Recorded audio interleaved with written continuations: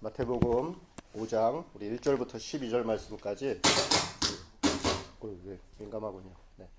한 절씩 같이 우리 한 목소리를 읽도록 하겠습니다. 1절부터 12절까지 같이 읽습니다.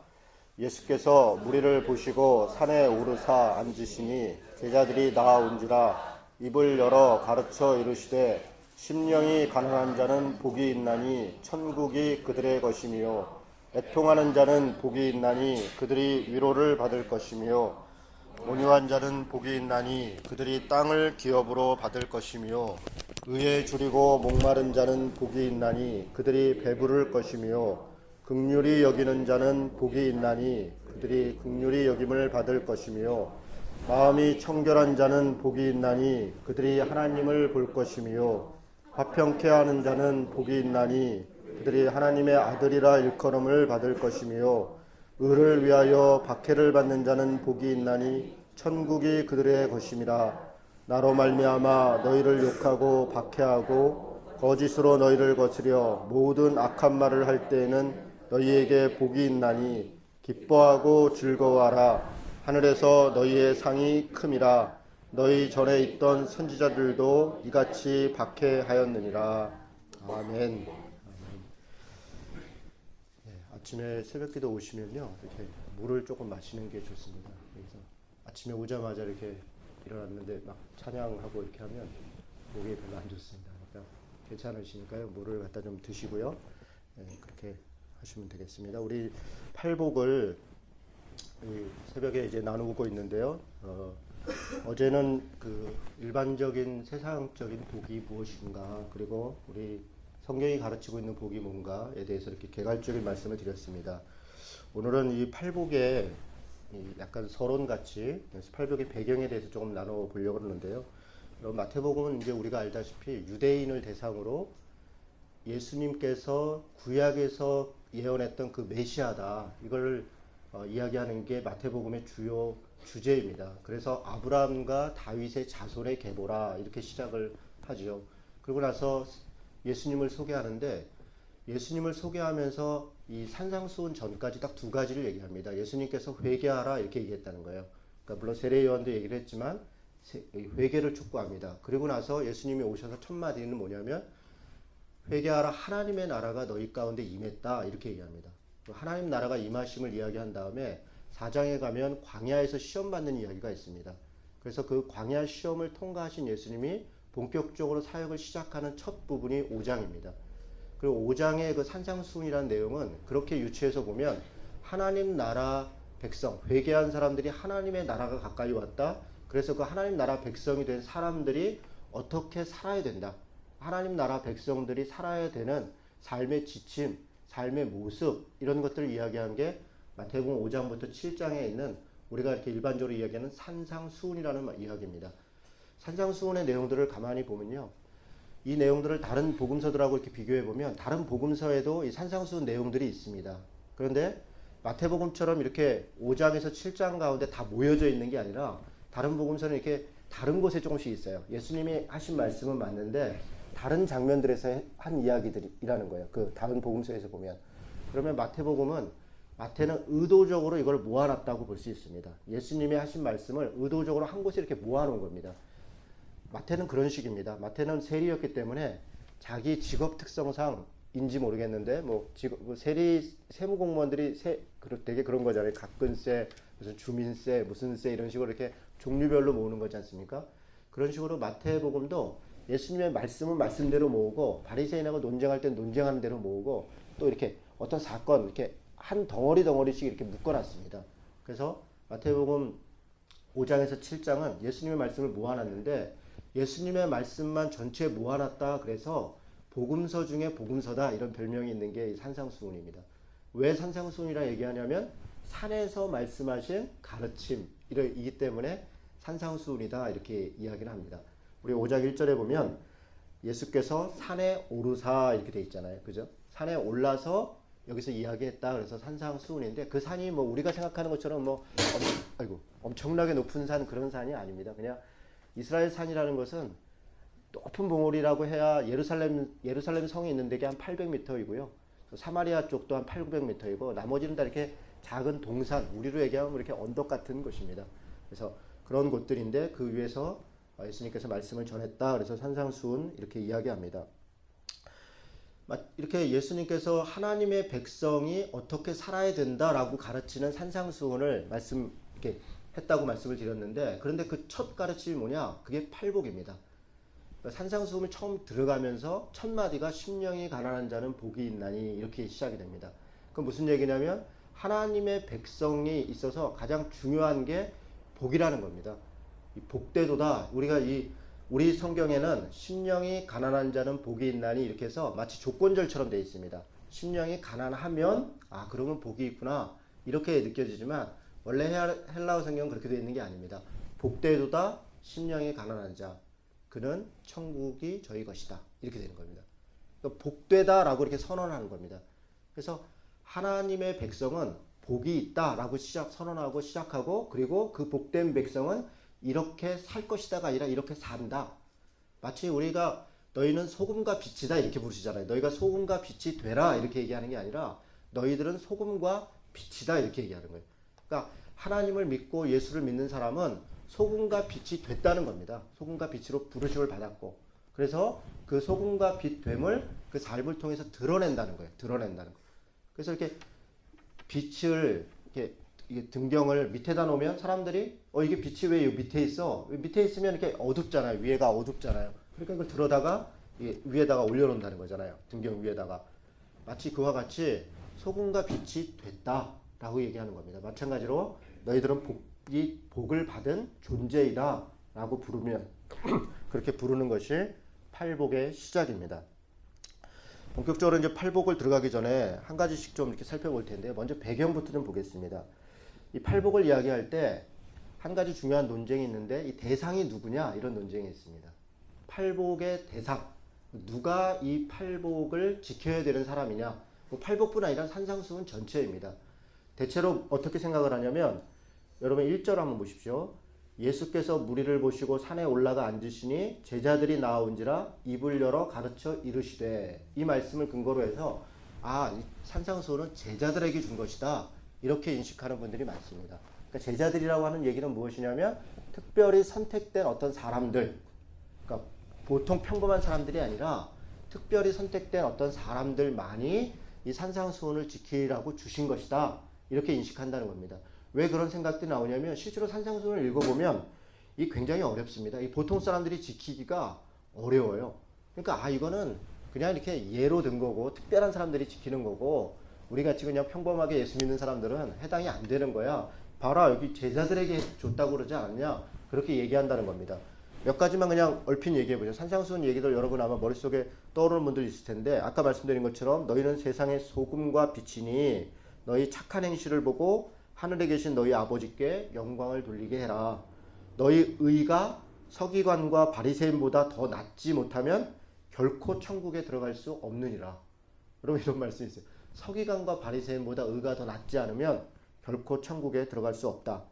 형제에게 노하는 자마다 심판을 받고, 그러니까 이 구약에는 살인하지 말라 이랬는데 이 산상수훈에서는 살인하지 말라 정도가 아니라 형제를 향하여 화를 내고 이 분을 품으면 그 자체가 심판을 받는다. 간음하지 말라 이렇게 말씀했지만 음욕을 품고 여자를 보는 자마다 마음에 이미 간음하였느니라. 여러분 이거에 대해서 자유로울 수 있는 사람이 누가 있습니까? 아무도 없죠. 아무도 없습니다. 오른뺨을 치거든 왼뺨도 돌려대라.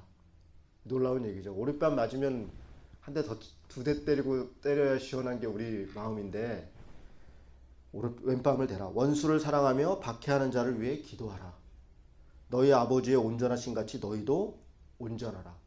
여러분 이게 지금 제가 5장에 있는 말씀들만 이렇게 뽑아갖고 이야기를 잠깐 드린 건데요. 6장, 7장 이렇게 가면 더 어려운 말씀도 많습니다. 어떻습니까 여러분? 할만 하시겠습니까?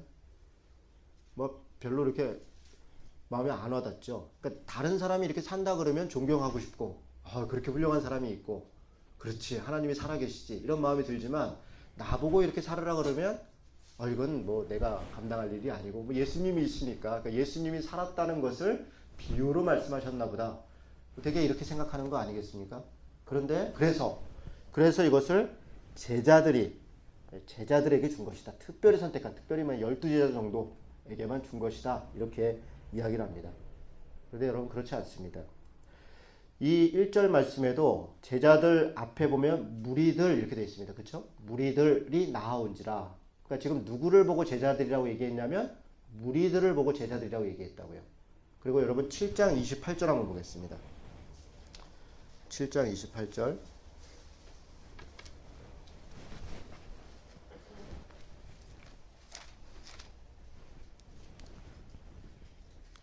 같이 읽겠습니다. 예수께서 이 말씀을 마치심에 무리들이 그의 가르침에 놀라니. 지금 이 말씀을 마쳤다 그랬습니다. 어떤 말씀입니까? 산상수훈의 말씀을 마쳤습니다. 그리고 산에서 내려오셨는데 무리들이 그 말씀에 놀라니 이랬습니다. 누가 놀랐냐면 제자들이 얘기한 게 아니라 사실은 무리들이 그 자리에 있었고 그 무리들이 그 말씀을 들었고 그들이 놀랐다 이렇게 얘기합니다. 4장에 보면 여러분 4장을 다시 한번 보겠습니다. 4장 23절부터 보면 예수께서 온 갈릴리에 두루 다니시사 그들의 회당에서 가르치시고 천국 복음을 전파하심에 백성 중에 모든 병과 모든 악한 것을 고치시니. 이건 예수님의 3대 사역을 얘기합니다. 가르치고 전파하고 또 치유하시고. 그런데 25절에 보니까 갈릴리와 데가볼리와 예루살렘과 유대와 요단과 건너편에서 수많은 무리가 따르니라. 이렇게 수많은 무리가 따른 그 사람들이 바로 제자들이라는 겁니다. 평범한 사람들입니다. 우리 같은 사람들입니다. 사실은 그 시대의 가장 하층민들이었습니다. 최하층민들. 어중이 떠중이 같은 사람들입니다. 아무 소망이 없고 그때는 그냥 가만히 있으면 죽을 수밖에 없는 그런 사람들입니다. 암하아렛이라고 그러는데 암하아렛. 그 사람들 최하층민을 암하아렛이라고 합니다. 유대에는 신분제가 엄격했습니다. 사두개인 제일 부유층 권력자들이고요. 그 다음에 중간층이 바리새인들이었고요. 지방의 토호들이죠. 그리고 나머지 백성들은 다 암하아렛이라고 해서 완전 그 최하층입니다. 인간 취급을 하지 않았습니다. 그들에게 있어서는 요구만 있었지 그들에게 인간에 대한 취급은 없었고 그 다음에 이제 이방인들이죠. 암하아렛 다음에 이방인들이었습니다. 그렇게 아무 소망이 없이 그냥 의무만 있이 그렇게 살아갔던 사람들, 바로 그 사람들에게 하나님께서 말씀을 주셨는데 그 말씀이 첫 시작이 팔복이고 복되다. 너희들이 복되다. 그렇게 이야기하면서 이렇게 사는 것이다. 산다. 그렇게 이야기하는 것입니다. 그렇다면 이 팔복은 또 산상수훈은 지금 시대 우리들에게도 해당이 됩니다. 여러분이 산상수훈 강해를 제가 이 준비하면서 여러 가지 책들과 이렇게 강의하신 것들을 좀 들었는데 어떤 분이 이런 강의를 해요. 무리냐 제자냐. 이 처음 스타트를. 그래서 우리가 무리가 되지 말고 제자가 됩시다. 이렇게 이제 설교를 하세요. 뭐 말씀은 이해가 되고 의미가 있지만 여기서 이거 무리와 제자를 구분하는 거죠. 이게 그래서 무리들은 이런 말씀을 따를 수가 없고 우리가 제자가 되어야만 이것을 따를 수 있다 이렇게 말씀하시는 건데 이해는 되지만 배경은 그렇지는 않습니다. 모든 예수를 따르는 무리들. 근데 이 무리라는 말도 우리가 그냥 웅성웅성 이런 무리가 아니라 이 오클로스라는 단어인데 무리라고 하면 하나님을 따르는 그 하나님 앞에 정말 그 하나님이 아니면 살 수 없는 사람들. 그때 당시 이 예수님을 따랐던 사람들은 하나님 아니면 살 수 없었던 그런 사람들이에요. 어떤 권력을 의지할 수도 없고 돈을 의지할 수도 없고 자기가 가진 게 아무것도 없는 거예요. 그 자체로 이미 죽을 수밖에 없는 사람들입니다. 하나님만 의지할 수밖에 없는. 그래서 예수님만을 의지했던 사람들. 그들이 무리입니다. 그래서 그런 자들에게 말씀하신 것이 산상수훈이다. 이렇게 얘기해요. 두 번째로 생각해 볼 것은 아까 이야기한 것처럼 산상수훈의 말씀은 복되도다 이렇게 시작을 한다는 겁니다. 이 말이 왜 중요하냐면요. 이렇게 저렇게 하면 복을 받을 것이다. 이런 게 아니라 이게 시제로 얘기하면 문법적으로 얘기하면 현재 완료형이라는 거거든요. 현재 완료형. 그게 무슨 얘기냐면 이미 복을 받았다는 겁니다. 이미 복을 받았다. 근데 여러분 이게 굉장히 놀라운 일입니다. 제가 아까도 말씀드렸어요. 암하아렛이라고 해서 당시 사람들은 복을 받은 사람들이 아니라 저주를 받은 사람들이에요. 당시에는 돈이 있고 권력이 있고 그리고 힘이 있는 사람들은 하나님의 사랑을 받은 사람들. 다 하나님을 믿는 백성들이에요. 지금 우리처럼 믿는 사람이 있고 뭐 다른 종교에 있는 사람이 있고 안 믿는 사람이 있고 이런 곳이 아니라 다 하나님을 믿는 사람들이에요. 그 중에서 누가 구원을 받았냐면 돈이 있고 권력이 있고 뭐 명예가 있고 이런 사람들은 하나님의 사랑을 받아서 구원을 받은 사람들이고 지금 이 산상수훈에 예수님의 말씀의 대상이 되는 사람들은 가난하고 힘이 없고 지질이 궁상이고 그런 사람들이라 이미 그 자체로 저주를 받은 사람들이에요. 그 자체로. 그런 사람들인데 거기다 대고 지금 예수님 뭐라고 얘기하시냐면 복되도다 이렇게 얘기하는 거예요. 이미 복을 받았다. 이미 복을 받았다. 여러분 이것을 깨닫는 것이 정말 대단히 중요합니다. 예수 믿는 사람들은 그 상황과 여건이 어떻든 간에 이미 복을 받은 사람이라는 거예요. 이미 복을 받은 사람. 그리고 거기서부터 출발하는 겁니다.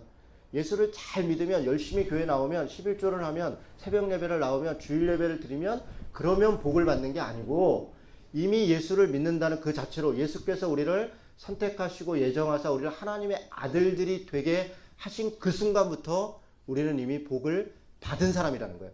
그래서 우리의 삶의 자세는 복받은 사람의 자세여야 되는 거예요. 당연히 그런 거고요. 뭐 이렇게 내 형편과 여건 때문에 내가 뭐 그렇지요. 내 하는 일마다 그렇지요. 뭐 내가 내까지 때 뭐 어떻게 했어요. 아유 뭐 그렇죠. 이렇게 하는 게 아니라 내가 하나님의 아들이라는 거예요. 내 형편과 생활은 궁핍해도 때로는 내가 좀 답답하고 어려워도 하나님의 아들됨의 그 당당함이 어디서 나오는가? 하나님이 이미 복되다고 선언한 것이고 그리고 그렇게 이미 복을 주시고 있기 때문에 우리가 그 믿음으로 살아가는 자들이 바로 우리 같은 자들이라는 겁니다. 세 번째로 생각해 볼 건요. 이 팔복의 내용을 다시 한번 가만히 보시죠. 여러분 지금 뭐라고 얘기하냐면 누가 복되다고 얘기하냐면 심령이 가난한 자가 복되다 이렇게 얘기해요. 근데 이제 이 8가지를 얘기하면서 그들이 받을 복을 얘기하는데 천국이 저일 거다. 위로를 받을 것이다. 땅을 기업으로 얻을 거다. 배부를 것이다. 긍휼히 여김을 받을 거다. 하나님을 볼 것이다. 우리가 이거를 보면 얼핏 보면 이게 진짜 복을 얘기하는 거 땅도 준다 그러지. 천국도 준다 그러지. 배부를 거라 그러지. 이게 아마 이 풍요와 번영을 우리에게 주신다는 말씀인가 보다. 그렇지 않습니다. 여러분 제가 나중에 하나하나 이야기를 하겠지만 여기 있는 내용들은 그런 풍요와 번영과는 거의 관계가 없습니다. 더군다나요. 복되다고 이야기하는 그 대상이 누구냐면 심령이 가난한 사람, 애통하는 사람, 온유한 사람, 의에 주르고 목마른 사람, 긍휼히 여기는 사람, 마음이 청결한 사람, 화평한 사람, 심지어는 의를 위해 핍박받은 사람. 사실 이 팔복은 앞에 있는 것을 행하는 사람들이에요. 앞에 있는 것을 행하면 의를 위해 핍박받는 사람이다. 이렇게 되는 겁니다. 그러니까 결국은 이 사람들이 복을 받을 사람인가요? 여러분 어떠세요? 세상적으로 보면 이 사람들은 복을 받은 사람들이 아니라 저주를 받은 사람들입니다. 저주를 받은 사람. 세상적으로는 이런 사람들이 복을 받는 게 아니라 심령이 아주 가난한 사람이 복 받는 게 아니라 심령이 담대하고 영특하고 자기 권리를 잘 챙기고 예를 들어 온유한 자는 복일 때 이 온유하다는 말이 권리를 포기한다는 말입니다. 그냥 이렇게 조용하고 이렇게 우리 말로 이 온유하다는 말이 사실은 이 성경에 없습니다. 이게 우리식으로 표현한 거예요. 성경에는 겸손하다 이런 표현이 겸손하다 또 뭐랄까요 권리를 포기하다는 뜻인데 그러니까 온유하다라는 단어가 성경에는 우리식으로 이게 번역을 한 거예요. 원래 온유하다는 우리처럼 이렇게 조용하고 얌전하고 이걸 온유하라고 생각하는 것은 우리 이 한자적 표현입니다. 그러니까 온유한 자는 복이 있다. 땅을 기업으로 받는데 권리를 포기한 자가 복이 있다. 땅을 기업으로 받는다. 이런 얘기예요. 근데 생각해 보시죠. 세상에서는 권리를 포기한 자가 어떻게 뭔가를 받습니까? 권리를 포기하면 알거지가 되는 거죠. 그런 것입니다. 이익을 밝히고 무자비하고 핍박하고 압제하는 자들이 소위 복을 받는 거 아닙니까? 소위 복을 받는 것. 제가 소위라고 말씀드린 거예요. 소위 오복에 해당하는 것. 명예와 재물과 권력과 뭐 이런 것들을 얻는 사람들이 이렇게 심령이 가난하고 애통하고 온유하고 이런 사람들이 어떻게 그걸 받습니까? 그런데 이 내용들을 가만히 보면 이것은 8가지의 저주예요. 8가지의 저주로 살고 있는 사람들이고 그 결과인데 하나님은 그 8가지 저주를 8가지 복으로 바꾸어 주신 겁니다. 그 8가지 저주로 살고 있는 사람들을 8가지 복으로 복되다고 바꾸어 주시는 게 팔복입니다. 제가 설명이 잘 된다고 예. 사랑하는 성도 여러분, 오늘 말씀을 좀 정리해 보겠습니다. 마태복음 우리가 팔복을 들어가기 전에 몇 가지를 좀 생각해 봤는데요. 먼저 오늘 생각할 것은 우리가 이 팔복을 시작하기 전에 이게 다른 사람, 누구 특수한 사람만을 위해서 주어진 게 아니라는 것을 인식할 필요가 있습니다. 내가 나에게 주신 말씀이고 내가 지키고 순종해야 되는 말씀이다. 이렇게 먼저 마음에 확신을 가져야 됩니다. 두 번째는 이미 나에게 복되다고 선언하고 있다. 그래서 복되다고 선언하고 있는 그 복을 받은 자로서 내가 살아야 된다. 그리고 그 복의 내용들이 기록되어 있는 것을 우리가 확인하는 것이다. 이렇게 인식할 필요가 있습니다. 세 번째는 8가지 저주를 8가지 복으로 바꿨는데 그러면 무슨 얘기냐? 이미 복되다. 그리고 8가지 복이 너에게 임할 것이다가 아니라 이미 가졌다. 그러면 무슨 얘기입니까? 그리스도인들은 그 복의 내용처럼 사는 자들이다. 그리고 교회는 그런 복의 내용으로 사는 곳이 교회이다. 그래서 우리가 인식할 필요가 있습니다. 내가 정말 신앙이 있는가? 하나님 앞에 올바로 하나님을 따르고 있는가? 우리 교회가 바르게 가고 있는가를 측정할 수 있는 기준 중에 하나가 이 산상수훈입니다. 그 중에 이 팔복이죠. 내가 정말 심령이 가난한가? 내가 애통하고 있는가? 내가 온유한가? 내가 마음이 청결한가? 내가 정말 평화를 이루는 자인가? 내가 의를 위해 핍박받고 있는 것인가? 그 모습을 보면 내가 이 8가지 복의 내용 중에 정말 나는 어떻게 살고 있는가? 라고 보면 내 신앙의 정도를 측정할 수 있습니다. 그것이 곧 성령 충만의 정도입니다. 바꿔 얘기해서 우리 교회가 지금 어떻게 우리 교회가 심령이 가난한 교회인가? 온유한 교회인가? 청결한 교회인가? 의를 위해 핍박받고 있는 교회인가? 이런 내용들 8가지의 복의 내용을 실제 우리 교회 안에 이루어져 가고 있는가를 보면 그것이 하나님의 온전한 교회인가 그렇지 않은가를 알 수 있는 기준이 되는 것입니다. 우리 예수 믿는 사람들은 복받은 것을 확신하고 이 팔복의 내용뿐 아니라 산상수훈의 말씀을 그대로 따를 수 있고 따라가는 자들이다 라고 하는 믿음으로 사는 성도 되시기를 주님의 이름으로 축원합니다.